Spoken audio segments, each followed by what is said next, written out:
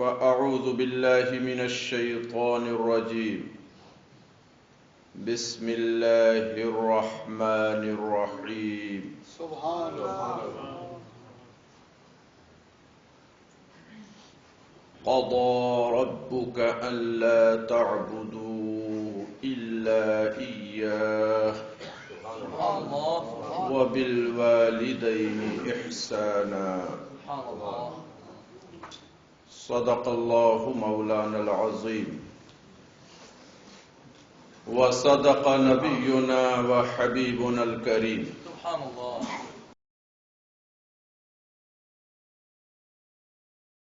موت سے تو سب کو دوچار ہونا ہے، یہاں تک کہ خود موت کو بھی موت آئے گی. حدیث پاک میں آتا ہے کہ میڈے کی شکل میں موت کو بھی پیش کیا جائے گا، پھر اس پر بھی موت طاری ہو جائے گی. پھر اس کے بعد اہل جنت ہوں یا اہل نار ہوں، سب کو پھر دوام.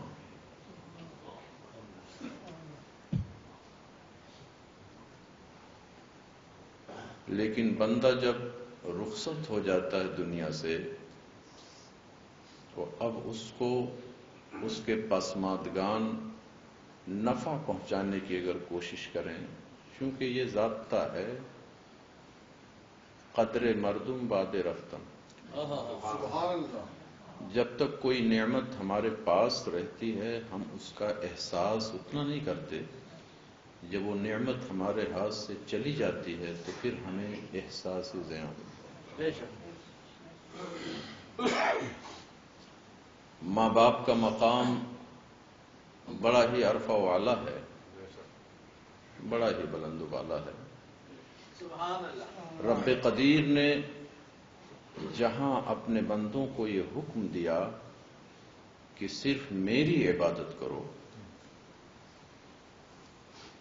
جہاں اس نے اپنی عبادت کا خصوصی حکم دیا، اپنی توحید کے عقیدے کا حکم دیا، وہیں پر حکم دیا ماں باپ کے ساتھ حسن سلوک کرنے کا. سبحان اللہ. سبحان اللہ. اور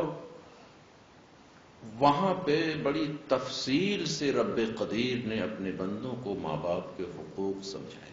سبحان اللہ. ایک دو پیرائے میں نہیں، کئی پیرائے سے. سبحان اللہ. انہیں اف نہ کہو، ان کے لیے رحم و مروت کے بازو جھکا دو،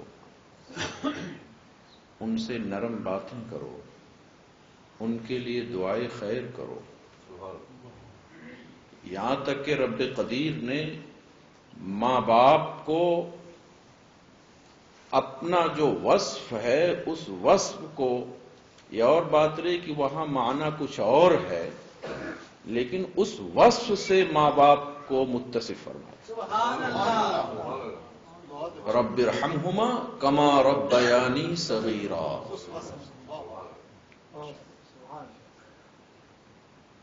تو وہ رب الارباب جس ماں باپ کو رب فرمائے اس کی اہمیت کا کوئی اندازہ لگا سکتا ہے. لیکن آج کا نوجوان ہے کہ وہ تھوڑا سا کوئی معاملہ اس کے مزاج کے خلاف ہوا تو نہ دیکھتا ہے کہ میرا باپ ہے، نہ دیکھتا ہے کہ میری ماں ہے. Who are you? کیونکہ یہاں پہ تو معاملہ فری ہے. تھوڑا سا ماں باپ نے کچھ نصیحت کیا تو 999 گھوم جاتا ہے. اے نوجوانوں، یہ چند دن کی دنیا جب رخصت کا وقت آئے گا نا تو پھر کچھ ساتھ نہیں جائے گا.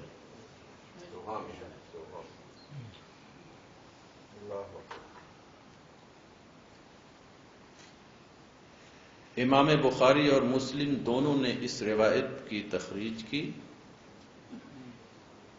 حضرت عبداللہ ابن مسعود رضی اللہ تعالیٰ عنہ راوی ہیں، میرے آقا کی بارگاہ میں ایک صاحب حاضر ہوئے، عرض کیا یا رسول اللہ صلی اللہ علیہ وسلم، لوگوں میں سب سے زیادہ کون میرے حسن سلوک کا مستحق ہے؟ کون ہے وہ جس کے ساتھ میں زیادہ حسن سلوک سے پیش آؤں، اعزاز و اکرام سے پیش آؤں، اس کی خدمات کروں، وہ کون ہے؟ تو میرے آقا نے ارشاد فرمایا امک، تیری ماں۔ عرض کیا یا رسول اللہ پھر؟ فرمایا امک، پھر تیری ماں۔ عرض کیا یا رسول اللہ پھر؟ ارشاد فرمایا پھر امک، تیری ماں۔ چوتھی بار ارشاد فرمایا ابوک، تیرا باپ۔ ماں کسی معمولی رحمت کا نام نہیں، ماشاءاللہ بہت اچھا خوب۔ ماں وہ ہے کہ میرے آقا فرماتے ہیں الجنہ تحت اقدام الامہات، ماں کے قدموں تلے جنت ہے۔ اس کا یہ مطلب نہیں ہے کہ قدم اس کا ہٹاؤ گے تو اس میں جنت نظر آئے گی، یعنی اگر تم اپنی جنت چاہتے ہو تو ماں کے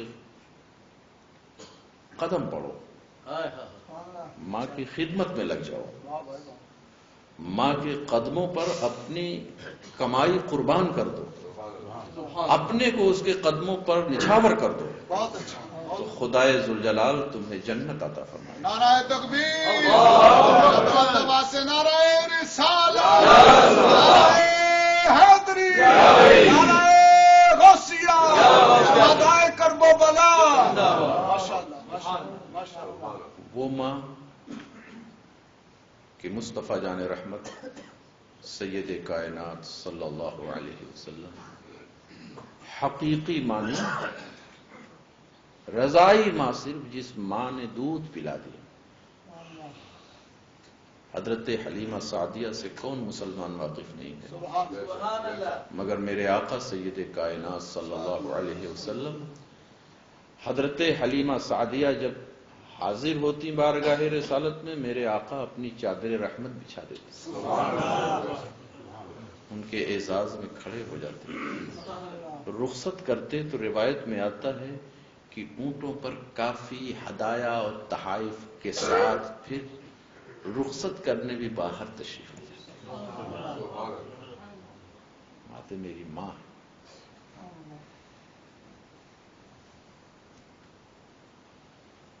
اے میرے بھائیوں، آپ سبھی حضرات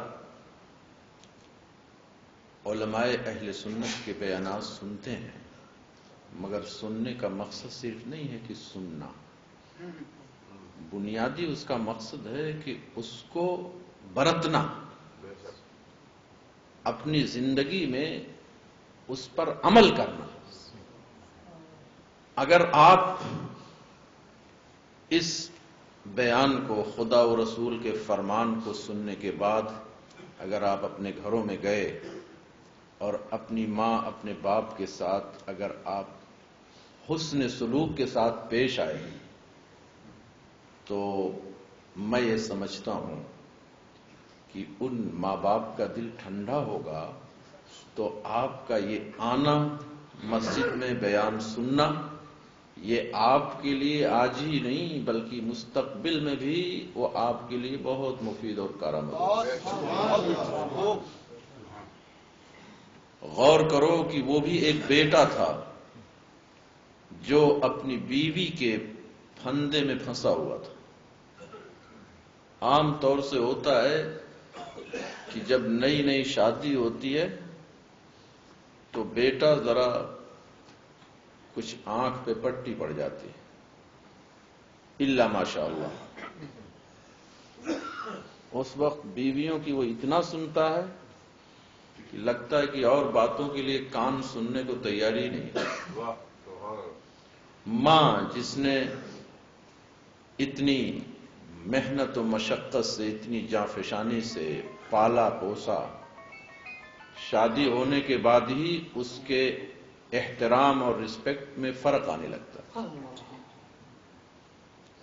اور ہوتے ہوتے یہ ہوتا ہے کہ پھر ایک خلا بیچ میں پیدا ہونا شروع ہو جاتا ہے۔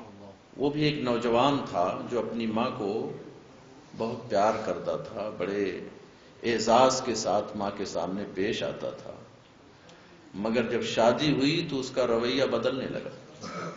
کچھ ایسی بھی خواتین ہوتی ہیں کہ شادی ہونے کے بعد ماں کی عزت اور بڑھ جاتی ہے بیٹے کی نظر، مگر کچھ ایسے بھی ناسمجھ ہوتے ہیں کہ اب وہ شادی ہونے کے بعد ہی ماں کے ساتھ اس کا رویہ چینج ہونے لگا، کیونکہ وہ مختلف زاویے سے اس کے دماغ کو پھیرنے لگی۔ اس نے دیکھا کہ یہ ماں تو ایسی ہے کہ جس انداز سے میں زندگی گزار رہی تھی اس میں یہ بہت بڑی رکاوٹ نظر آ رہی، تو اس نے برین واش کرنا شروع کیا، یہاں تک کہ وہ بیٹا اب ماں سے بے رخی برتنے لگا اور اپنی اس جورو کا ہو کے رہ گیا، یہاں تک کہ اس نے اسے یہ حکم دیا کہ اگر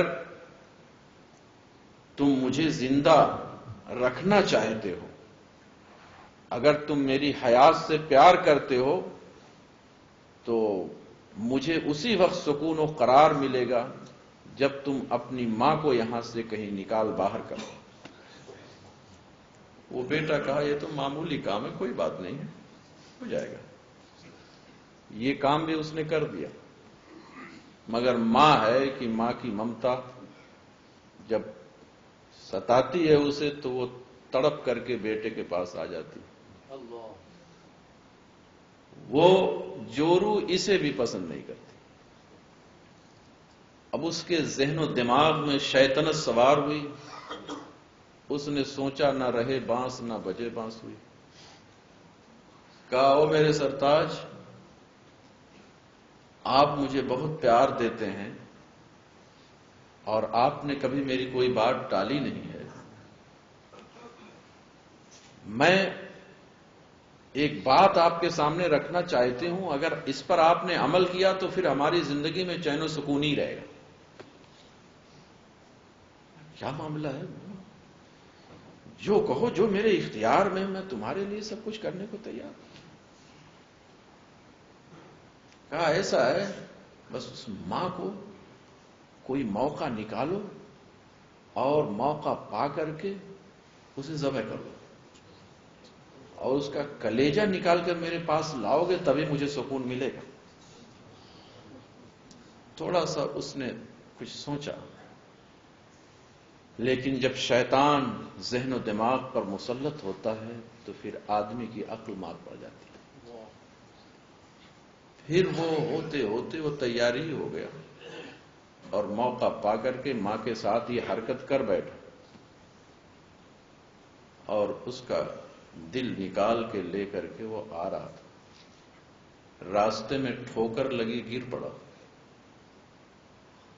علماء نے بیان کیا کہ وہ دل سے آواز آئی، بیٹے چوٹ تو نہیں لگی؟ اب اس کی آنکھ کھل گئی،